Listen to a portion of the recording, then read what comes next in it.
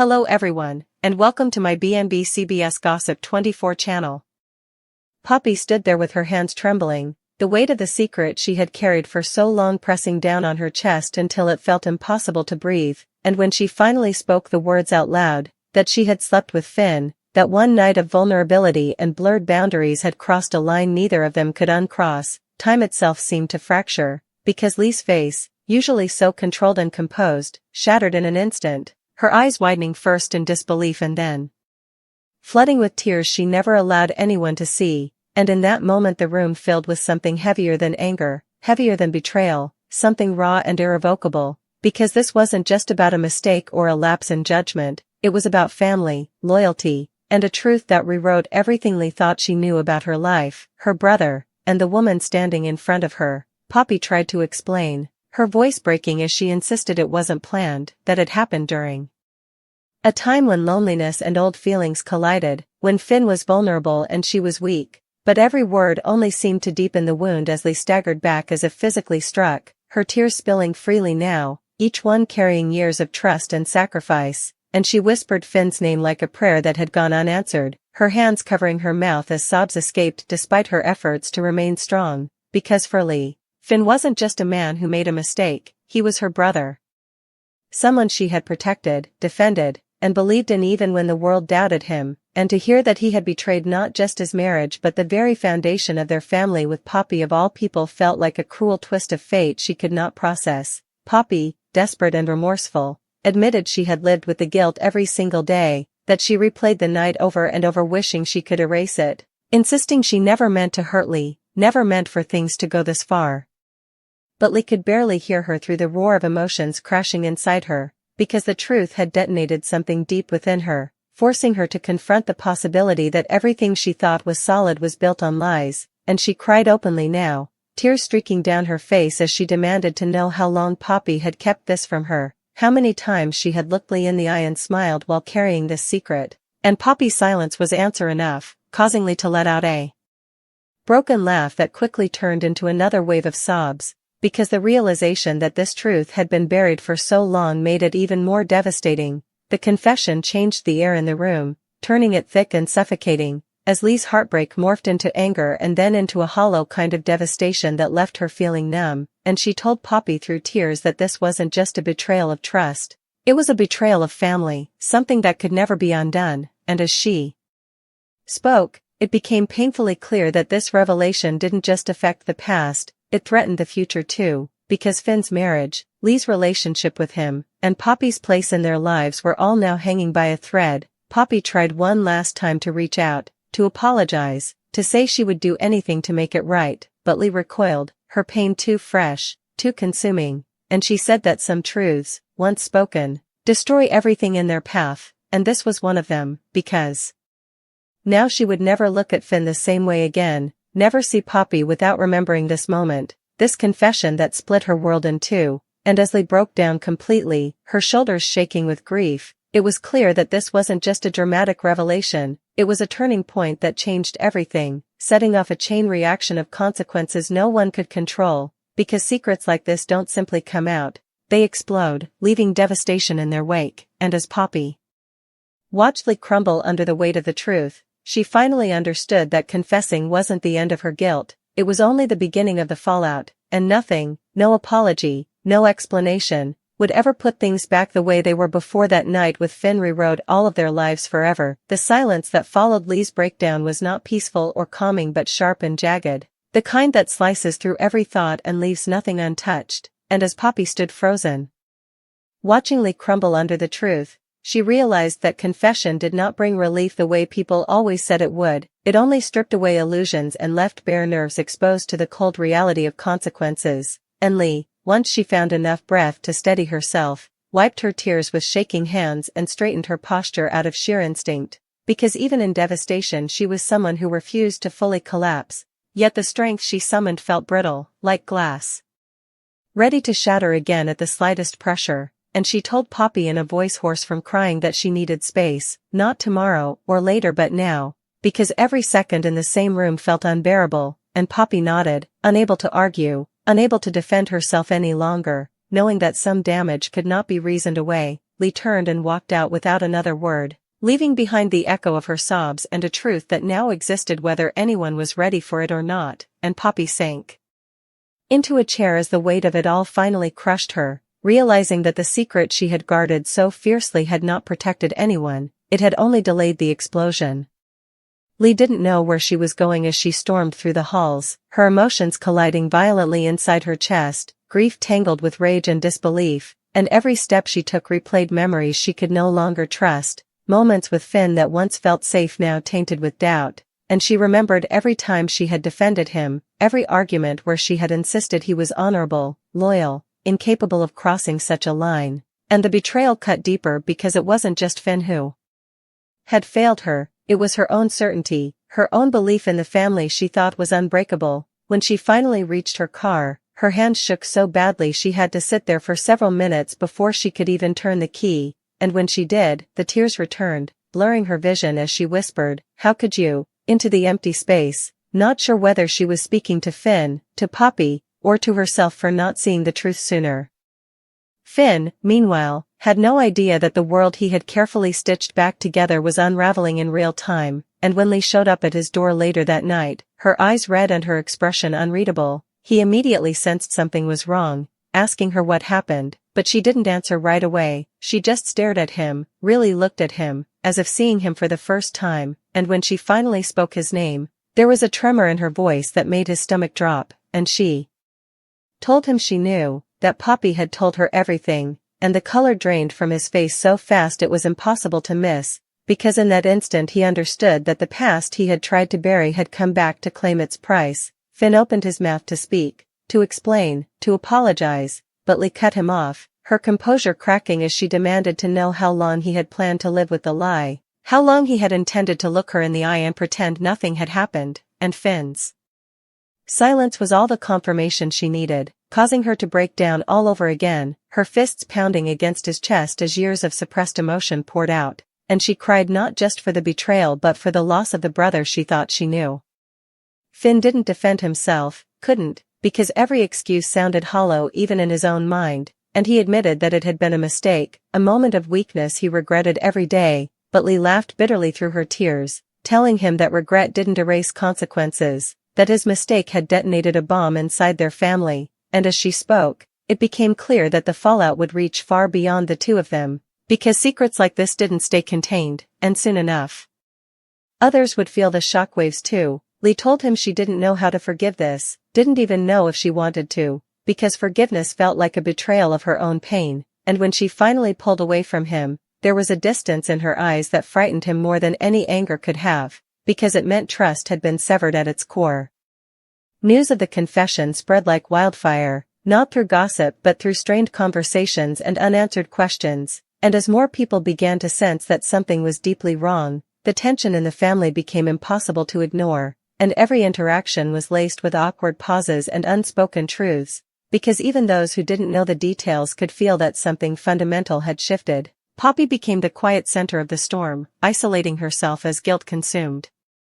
her, replaying Lee's tears over and over, knowing she had caused a pain she could never fully repair, and though part of her had believed honesty was the right thing, she now understood that timing and truth were cruel companions, and the cost of her confession was far greater than she had imagined.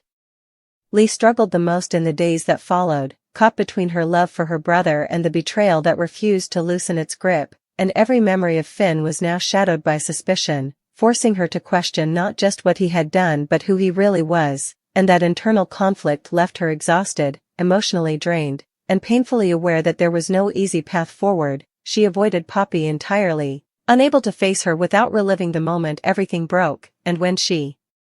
did allow herself to think about her, it was with a mix of sorrow and anger, because Poppy hadn't just slept with Finn, she had taken part in dismantling the trust that held them together, and that realization made reconciliation feel impossible. As days turned into weeks, the reality set in that nothing would ever go back to the way it was, because even if forgiveness eventually came, it would be layered with scars, and every family gathering, every shared space, would carry the memory of this truth, and Lee, once the emotional anchor, now found herself adrift, questioning her role, her judgment, and her future, because if the people closest to her could betray her so deeply, What did that say about the foundation she had built her life on? She sought solitude, trying to piece herself back together away from the constant reminders, but pain has a way of following, and no matter where she went, the truth followed her like a shadow. Poppy, on her end, tried to make amends in the only ways she could, offering apologies that went unanswered, giving space even when it hurt, and accepting that she might never be forgiven. And while part of her mourned the relationships she had destroyed, another part of her recognized that accountability meant living with the consequences, no matter how unbearable they became. She stopped justifying her actions, stopped minimizing the damage, and instead faced the reality that one night had altered multiple lives, and that realization humbled her in a way nothing else ever had. In the end, what hurt Lee the most was not just that Finn and Poppy had crossed a line, but that they had done so without considering the ripple effects, without imagining the devastation it would cause. And as she slowly began to process her grief, she understood that healing would require redefining boundaries, rebuilding trust from the ground up, or perhaps walking away from relationships that no longer felt safe. And though she didn't yet know which path she would choose, one thing was painfully clear: the truth had changed everything, and there was no undoing it, only the long, difficult journey of living with it, learning from it, and finding a way forward in a world forever altered by a confession that shattered hearts and rewrote destinies. The days that followed felt unreal, like Lee was moving through a life that no longer belonged to her, every routine stripped of comfort and familiarity, because once the truth had been spoken it echoed everywhere, in the quiet of the mornings, in the pauses between conversations, in the way Finn's name now carried a weight that made her chest tighten. And even when she tried to focus on work, on tasks that once grounded her, her thoughts kept drifting back to that moment when Poppy's confession shattered her certainty, replaying Lee's own reaction with painful clarity, the tears she hadn't planned to shed, the sound of her voice breaking in a way she barely recognized. And she hated that vulnerability almost as much as she hated the betrayal, because it reminded her how deeply she had cared, how completely she had trusted. And that knowledge felt like another wound layered on top of the first. Finn attempted to reach out again, sending messages that hovered somewhere between apology and desperation, but Lee couldn't bring herself to respond, not yet, because reading his words felt like reopening a wound that had barely begun to scab, and she feared that if she engaged too soon she would either explode in rage or collapse into grief, neither of which would bring clarity, and so she stayed silent, choosing distance as the only form of self-preservation she knew how to manage. Poppy, meanwhile, existed in a state of constant self-reproach, every hour marked by regret, and though she told herself she deserved the isolation, the loneliness gnawed at her, because she hadn't just lost Lee's trust, she had lost the version of herself she once believed in, the one who thought she was incapable of causing this level of destruction, and she found herself questioning every decision she made. Every moment of weakness she had justified at the time, realizing how easily small choices could spiral into irreversible consequences. She wrote letters she never sent, apologies she knew would sound hollow no matter how carefully she worded them, and she wondered if there would ever be a moment when they could look at her without seeing betrayal first, if forgiveness was even a possibility or just a comforting myth people clung to when the pain felt unbearable. When Lee finally agreed to meet Finn again, it wasn't out of readiness or forgiveness, but exhaustion, because carrying unanswered questions felt heavier than facing the truth head-on, and when she sat across from him, she noticed how different he looked, older somehow, the confidence she once admired replaced by a strained vulnerability, and for a brief, unsettling moment she felt a flicker of sympathy before reminding herself that understanding did not equal absolution. Finn spoke slowly, choosing his words with care, admitting that the night with Poppy had come from a place of confusion and emotional isolation, that he hadn't planned it, hadn't foreseen the devastation it would cause. But Lee stopped him there, her voice steady but cold, telling him that intent didn't erase impact, that his reasons didn't matter nearly as much as the damage left behind. And when she asked him why he hadn't told her himself, why she had to hear it from Poppy, his answer, that he was afraid of losing her, only deepened the hurt, because it confirmed what she already suspected, that protecting himself had come before respecting her right to the truth.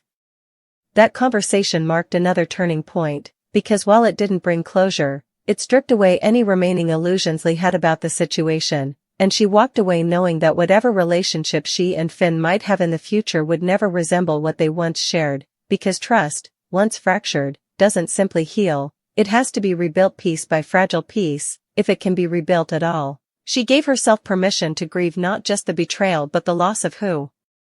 Finn had been to her, the brother she had believed in without question, and acknowledging that loss hurt deeply, yet it also brought a strange sense of clarity, because it allowed her to stop fighting her emotions and start understanding them. As weeks turned into months, the family dynamic shifted in subtle but undeniable ways, conversations becoming more guarded, laughter less frequent, and even moments of normalcy tinged with caution, because everyone felt the absence of what had been broken, and though some tried to move forward without addressing the elephant in the room, Lee understood that healing required honesty, even when it was uncomfortable, and she began to set boundaries, not out of spite but necessity, limiting her interactions, prioritizing her own emotional well-being for the first time in a long while, and that decision, while difficult, gave her a sense of agency she hadn't felt since the confession. Poppy noticed the change too, the way Lee carried herself with a quiet resolve that made approaching her feel intimidating, and while part of her longed for a conversation, for a chance to explain or apologize yet again, another part recognized that forcing forgiveness would only compound the harm, and so she focused on confronting her own choices, seeking accountability rather than absolution, and she began therapy, not as a gesture but as a genuine attempt to understand why she had crossed that line in the first place, why she had allowed a moment of vulnerability to override her values, and that process was painful, peeling back layers she hadn't known existed, but it also offered her a path toward growth, even if redemption remained uncertain. The first time Lee and Poppy found themselves alone together again, the tension was palpable, every unspoken word hanging heavily between them, and when Lee finally spoke, her tone was calm but firm, telling Poppy that while she wasn't ready to forgive, she appreciated the honesty, even if it had come too late, and that admission, small as it seemed, felt monumental, because it signaled the possibility of eventual understanding, if not reconciliation, and Poppy listened without interrupting. Tears welling but unshed, accepting that this conversation wasn't about easing her guilt but honoring Lee's pain, and when Lee ended it by saying she needed more time, Poppy nodded, knowing that patience was the least she owed. Life didn't stop for any of them, and as new challenges emerged, they were forced to navigate them with relationships forever altered, and Lee discovered a resilience she hadn't known she possessed, learning to trust her instincts again, to rebuild confidence in her judgment, and though the scars remained, they no longer defined her every thought, and she began to envision a future not anchored to betrayal but shaped by self-respect and hard-earned wisdom. Finn, too, grappled with consequences that extended beyond guilt, facing the reality that remorse alone could not restore what he had broken, and that accountability meant accepting whatever role Lee chose for him in her life, even if it was a diminished one. In time, the rawness of the confession softened into something more manageable, not because the pain disappeared, but because it evolved, transforming into a quiet reminder of how fragile trust can be and how vital honesty is, and while nothing would ever be exactly as it was before, something new began to take shape in its place, a dynamic built on clearer boundaries and deeper self-awareness, and Lee came to understand that while the truth had devastated her, it had also freed her from illusions that no longer served her, allowing her to move forward with clarity and strength. The confession had changed everything, yes, but it had also set the stage for growth, accountability, and the difficult, ongoing work of healing, proving that even in the aftermath of betrayal, there was still the possibility of rebuilding, not what was lost, but something more honest in its place. Dylan's mother, too, became a careful presence rather than a secret one, phone calls spaced out, visits arranged with caution, each interaction tentative but precious, and while the years they'd lost could never be recovered, they began building something new in the space left behind, a relationship defined not by absence anymore but by honesty, however fragile. Brooke sometimes thought back to the moment Dylan's father first sat across from her, the weight of that unthinkable secret pressing